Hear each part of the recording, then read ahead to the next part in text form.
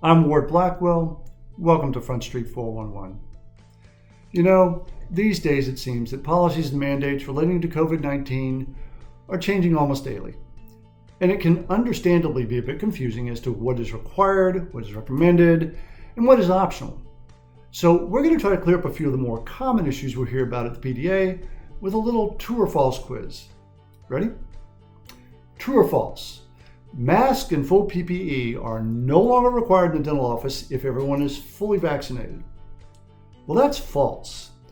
As the ADA noted just this past week, their recommendations remain the same, as do those of the CDC, which haven't changed since last December. And the same goes for the Pennsylvania DOH guidance, which hasn't changed since June of 2020.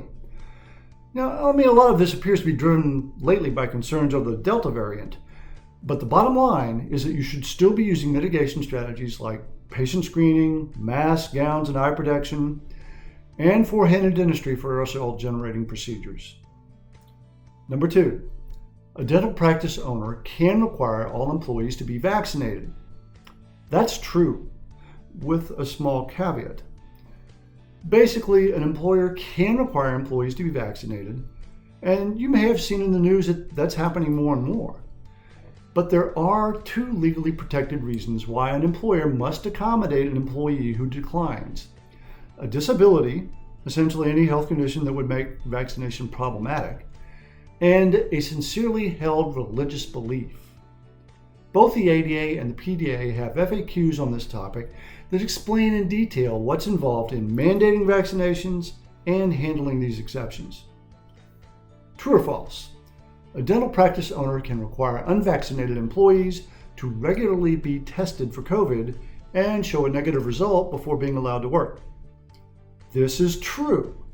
And while technically the same legal protections for disability and religious beliefs apply, it's kind of hard to come up with a disability or religion that would prohibit testing. Moreover, the employer is not obliged to pay for the testing. In short, a policy of show me a vaccine card or show me a negative test result? Perfectly legal. Finally, a dentist can decline to treat any patient that isn't fully vaccinated. That is false, for the most part.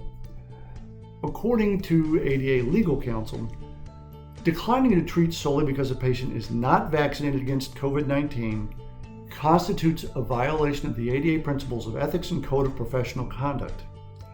And given that the data shows COVID transmission in the dental office is much lower than in the community at large, well, it's kind of hard to argue that treating unvaccinated patients creates an undue risk. That said, if a dental team member is immunocompromised or has some other elevated risk factor, well, it would just make sense to schedule unvaccinated patients when that team member won't be in the office. And if the dentist is the one who's immunocompromised or similar, then declining treatment could be appropriate. Now, these are very much just the short answers to the questions. There's a lot more detail and nuance to all these issues. So I'd urge you to get complete information by consulting the FAQs of the ADA and PDA, which can be accessed on those websites or on the PDA Go app. We got time for one more? Okay. True or false? By increasing metabolic activity, higher sugar intake is linked to increased efficacy of the Pfizer and Moderna vaccines. Yeah, it's kind of like some of the misinformation floating around about vaccines. But just in case it might be true.